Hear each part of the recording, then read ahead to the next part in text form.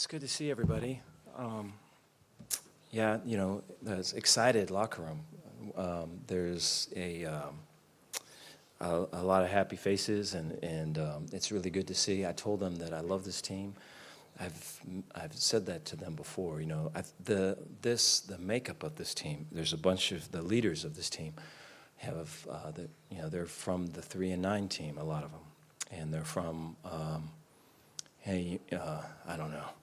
Not a whole bunch of people will recruit me, but Baylor, or you're passed up for this spot, or you were looking somewhere else for this spot, so you're kind of continually being passed up. They've been those guys, and I think whenever I think we're all at some point in our lives that guy, and so like how it transforms you and what you become because of it. I think there's just a resiliency with those guys of like, hey, I'm not going to be defined by somebody else. I'm not going to be defined by what they write or say or any of that. And they fight, man.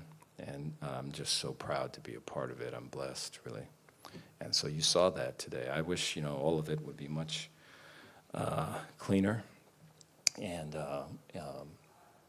much more kind of pretty to look at. But we needed a win, and we'll take it. A lot to work on, though. Take any questions you guys got.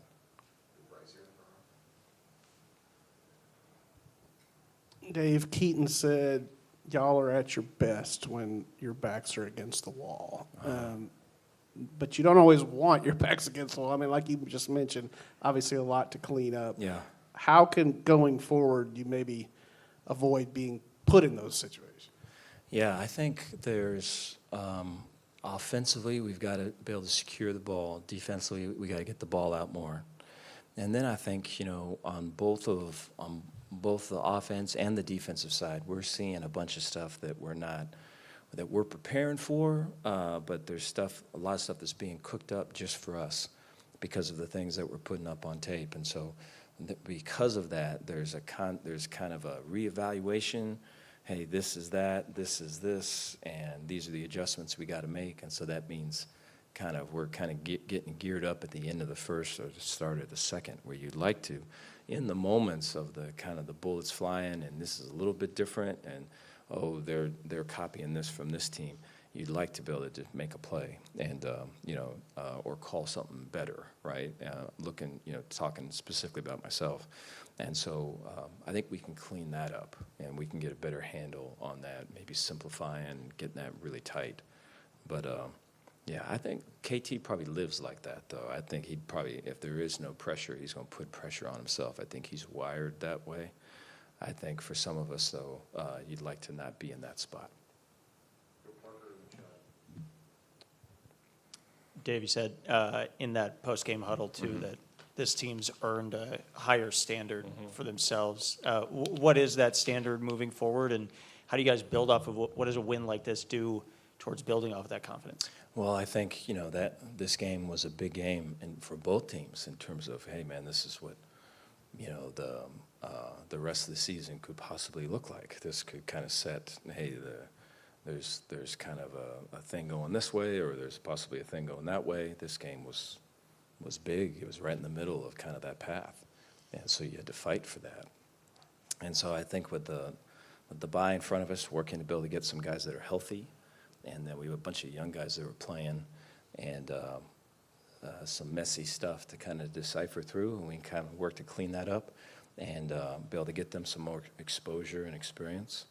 And look at this as an opportunity to kind of fortify our depth. We kind of had depth until we lost it all, and now we're building up new depth, And so you'd like to, going into the first game after the bye, of having a really strong core of whether it's linebackers or it's receivers or it's O-linemen or what have you.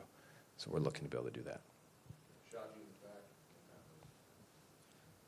Coach, how important were the fans that stayed down the stretch for y'all? When y'all made that field goal and blocking the field goal, how important were those fans that stayed for y'all? It was cool to hear, man.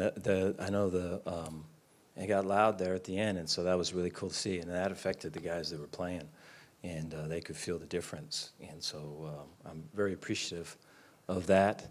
It was good to be able to have them involved the way they were. Dave, what'd you see on the Reading interception? Yes. And were you aware that he had moves like that in the open Yes, field? yes. Yeah, so I'm so thankful that he does. You know, I think with Jacob, Jacob started last year as kind of a scout guy and then made it to special teams, was really seeing time, special teams. And, you know, we were struggling with our defensive backs playing the ball in the air. And throughout practice, the competition periods versus our offense, Jacob was really the best one and was constantly kind of making plays. And we have to find a role for this guy, and we build it and we build it. And, you know, it's just what Jacob is and what he represents is really strong care factor, really, really, really hard work. Leadership, empathy. He's a great teammate. God, you wish you had 11 of them, you know? And so he's made a couple of big plays, and he's been able to respond from negative plays. And so the best is yet to come from him. I mean, that was a play that we needed to make. I think we had however many third downs prior to that where we needed to make a play. I'm very thankful he was able to make one. Cooper Lands comes up big with that block at the end. Yeah. I guess how important has he been, you know, fighting Yeah. through some injuries and kind of being a stalwart on that defensive line? Yeah, Coop has played multiple positions. Coop has changed his stance multiple times. He's done whatever we've asked him to do, and he does it in such a way that he is he's selfless, and he, you know, he thinks of the team first. And for him to, you know, we were not the same team, just team, not really just defense, but just team when we didn't have Coop, because there's just a toughness that comes with him. There is a no nonsense stuff that comes with him, and you know, he's not going to say a word, and you know, he wouldn't say a word when we didn't have him. If we did, he wouldn't say nothing, but it's his attitude, it's the way he attacks things, it's the look he gives guys when guys are making plays and when they're not. There's a great leadership that comes from him, and so we're a much better team with Coop. Dave, Sawyer said he's never surprised by Trigg. But, I mean, some of the catches he made today, and then how big is that to have a safety net like that? Yeah, you know, it's good to see. I mean, we get exposed to that every time we compete versus our own offense. So he always does that to us. So it's good to see him do that to somebody else, you know. He's a mismatch. You have to put two people on him. If it's a linebacker, he ain't going to be able to run fast enough, and it's a safety, he's not going to be physical enough. And so a lot of people don't put two guys on him, and so this is what you get, you know. I think moving forward, it'll be interesting how people. There's not a bunch of tight ends that are used that way. A couple times, you face tight ends and they put them at the one receiver and they put them out. You can treat them like an X receiver and double him that way. But when he's in the middle or he's moving all around, it's hard to double when you got run responsibilities and all these other things. And so I think that's a loophole that we're exploiting. It's good that we are. Dave, last 8 or 10 minutes of that game, you had some big catches by the offense. You got a pick six. You got Connor's kick, Cooper's block. You've been searching for complementary football all season. Like, was that a glimpse of it? I think it was. Yeah, we've been, you know, we've been talking about it so much, and I think it takes guys believing in themselves. It takes guys willing to put their best effort out, knowing that everything's going to get critiqued and judged and the whole thing. And so I think you have to build up the individual, to build up the unit, to build up the team to where they can, regardless of good or bad or, you know, praise or criticism, to go put it out there. And I think that's been a big thing for us. And so today was a big step in the right direction. Coach, we can all think of last year and that bye week and how things changed after that. Yeah. Does a win like this and doing this change your outlook for anything, yourself, the team, at all moving forward? I think it shows how important winning is. I think we're really trying to win. I think that, that we've been in some games like this already. They're just not, they're not pretty games. I wish they looked better, But to have as many guys as we got that love football and love Baylor and want to win and will sacrifice so much to win and put themselves in a position to not give up but to keep fighting, I think is what this team's about.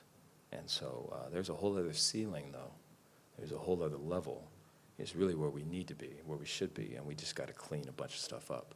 The bye week's going to be good for that.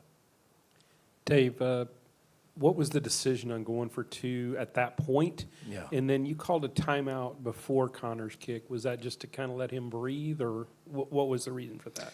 First one was we're going to have to be able to do that at some point, and so you do it early enough, you have an idea of how to play the later one. And then we had felt like we really had some good momentum, and we had a really good play lined up for that too. So we felt that they were on their heels. And then, the timeout prior to that kick, there's a couple timeouts prior to that kick. So that timeout was we were taking too long to snap the ball, and so the time was I think just 3 seconds. And so our operation there has to be faster in a real critical moment. It's good that we had those timeouts to use. Thank you all. Thank you, guys. So, how do y'all's hearts survive these kind of games? I don't know, man. It's a roller coaster for sure, emotional roller coaster. But I remember sitting in here a couple weeks ago and saying that, I know one thing for sure: we're going to fight until the very end. And because of that, we put ourselves in a position to win. And that's what happens with people and teams that fight. And so that's what happened. It may not look pretty. We got a lot of stuff to clean up, obviously, like pretty much every team does in the country. But we have a chance to be really, really good if we can clean some things up. Josh, I guess just at what point, or did you just keep believing? I mean, you're down 2 touchdowns again. You did it against SMU too, but how was that belief factor there in the fourth quarter? Yeah, no, the belief was always there. Even when we were down, I was sitting there smiling, encouraging guys. I'm like, yo, we going to win this game. That was really the main point Coach Bake was hitting on, kind of in the huddle whenever we were down, whenever we were up. We were like, spread that positivity, spread that energy all around because it's real contagious. So I was just in there, no matter what the score was, wasn't even looking at the score at times. Like, hey, guys, we going to win this game with a smile on my face, and that's what ended up happening. Sawyer, right over here, just a monster day for Trigg. What can you attribute to that he just went up there and got all those balls, and what's it like from your perspective, just throwing it up there and letting him go get it? Yeah, I mean, I'd love to say I throw it at that's not even the case. You guys watch it, he just goes and catches it. And so as a quarterback, obviously it's a great feeling. And then on a couple of those, they're starting to roll the safety over to him, and that's where Josh, Ashton, Cole, Kobe are catching those balls up the middle of the field. And so just having somebody like that, it's so.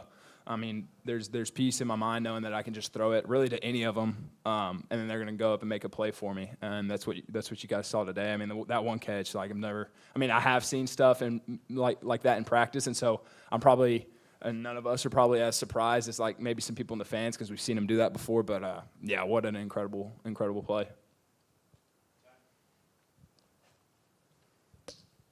Josh, how important can this win be kind of in where you want to go this season and maybe turning some things around and kind of for confidence-wise? Where can this win propel y'all? Yeah, no, for sure. I would just say it's a way better feeling than having a loss. I'd rather have a ugly win compared to a pretty loss. So really just taking that momentum and that confidence, that's probably the number one thing that I feel that we can build on with this win. Take the confidence and then clean up the details of the game. And then whenever we put that together, it's just watch out. Sawyer, when you went for 2 there, were you a little surprised? Because, for years you would just kick the, extra point there. Or, the analytics, I guess, now says you go for it there. Yeah. Yeah. It's just cool how much it's changed. Whereas you just said, years past you're probably kicking the extra point, and then getting a stop and then hoping to tie it. But we had the momentum. We did it, like you just said. The analytics said to go for it. Coach Spav called a great play. We've been working that play for a while, and we executed and ended up being the difference in the game. So pretty awesome. Is that just a play that you felt like y'all had in your hip pocket, obviously? Yeah. Yeah, we've repped it. We've repped it for a couple weeks. We repped it last year, too. We ran it a couple times last year as well. And we just called it right there. First time we've called it this season, and it worked out well.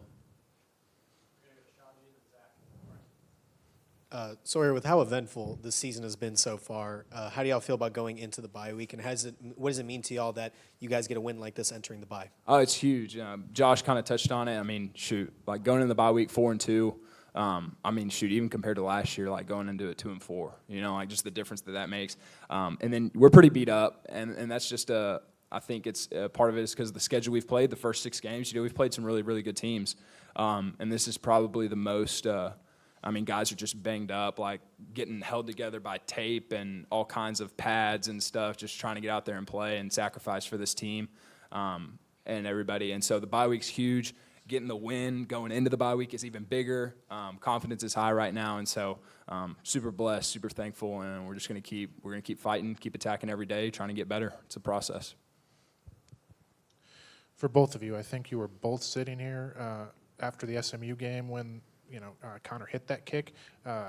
What was going through your mind when now the defense needed to get a block? What was going through your mind, and what were the conversations like on the sideline when they got that block? Yeah, really, it was like a lot of internal dialogue for me. Same thing, just speaking that positivity. My heart was beating fast, but shoot, honestly, it was kind of that same thing where like I just had this confidence. The momentum was all in our favor. It was a long field goal. We've been practicing the blocks really this entire season. So having it all come together in that crucial moment, I mean, that's what you kind of rep it for. Yeah, I was praying before the kick, and then you asked about the conversations after it. There weren't a whole lot, lots of screaming, jumping up and down, but super pumped for Coop getting his hand up and making that play.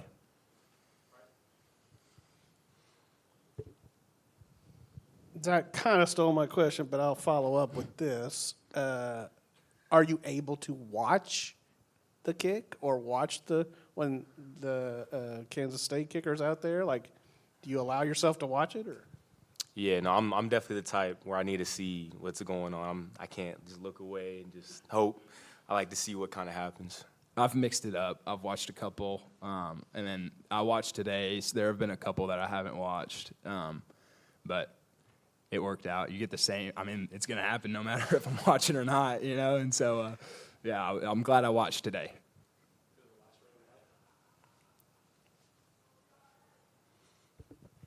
Sawyer, it was about the fourth quarter, 8th minute mark, where the crowd really got back into the game. Can you speak a little bit like how huge it is to have the crowd like loud and pumping the stadium in that close of a game? Yeah, they made a difference today. The fans that showed up today, they made a difference in that game. Whether it was Triggs' catch, that kind of sparking life back into it, or the defense going out and getting the stop, the pick six, and then that last drive for K-State. It was loud, and so just super thankful for the fans that show. I mean, I got 6 games left in my college career at Baylor, and my own mom is like, listen, I don't know about these 11 a.m. kickoffs now. Like, it's pretty hot. And so the fans that showed up today, like, we're super thankful for them, and they made a difference. Anything else for these guys? Thanks, guys. Sawyer, I was just curious your perspective on that one-handed grab by Trigg. Were you able to see it? I did see it. As I was throwing it, I kind of got bumped. But I mean, like I've done that so many times where it's like man-to-man coverage, like throwing it back shoulder, leading them. That's like those are some hard things that you have to decide. So that one I just tried to put high where he could like go get it, and I did see it. And one of the linemen turned around and looked at me, and I was like, "Let's go!" Like I don't know why you're looking at. Like we got to go run another play. And so when he does stuff like that, everybody's just kind of like they want to like pause and like celebrate it, but it's like we got to go score. And so I did see it. It was awesome. It was incredible. Great player, great teammate. Jacob, congratulations. That pick six, what's kind of going through your mind as you're starting to, come down the field, and just how good did that feel? I mean, I'd be lying if a couple of years ago I said I'd be in, believed that I'd be in this position. But, I mean, that was like I was running and I was like, I can't believe this is happening. You know, I was like, and then I scored and I was like, no flags? And then I was like, thank you, Lord. Like, this is a blessing. This is a dream come true. Like, I mean, I'm blessed, and this is just a cool moment. Keaton, this is now 2 times where y'all were trailing by 14 in the fourth quarter and won those games. What is it about this team that kind of doesn't give up when it seemingly kind of gets toughest? Yeah, that's that perseverance aspect about us. I've talked before about just how when our backs are against the wall, I feel like that's when we're our best. I mean, we saw it last year, and then to be able to do that again this year with another group of guys who are all hungry and tenacious about the sport is awesome. And so it's just that being tenacious about it and being determined, and we're never giving up.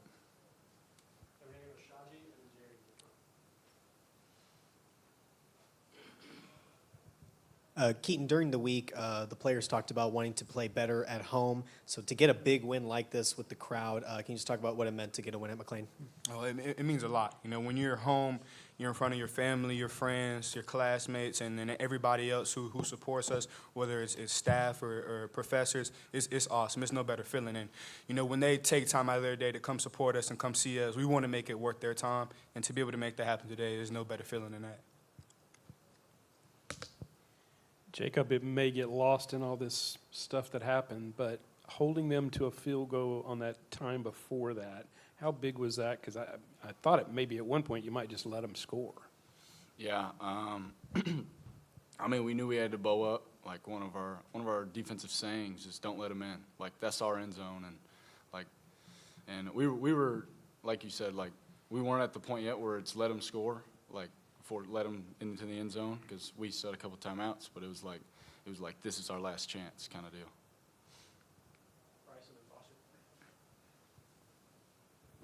Keaton, you mentioned that y'all are at your best when your backs are against the wall, but obviously you don't want to always have your backs against the wall. Like how can this team move forward and maybe give itself a little more breathing room where you're not in those situations? For sure, yeah. We definitely need to execute better earlier in the game. That's something that we need to work on, and we have some time now during this bye week to do that. But again, like you said, nobody wants to be in those positions, but it's good to know that when we get in those positions, that we can execute and ball. Jacob, your interception was the first takeaway for the defense in Big 12 play. How important will plays like that be moving throughout the rest of the conference schedule? I mean, one of our defensive things is attack the ball. Like, ball's in the air, it's our ball. Like, punching the ball. They got the ball, we're taking it from them. And I think that's something that we've been keying on these last few weeks because we haven't been getting them. And so it's like teams win games when they have more possessions, you know? And so it's like you got to get the ball back on defense. And I think the more we do that, the more games we'll win. Anything else for the defense? Thanks, y'all.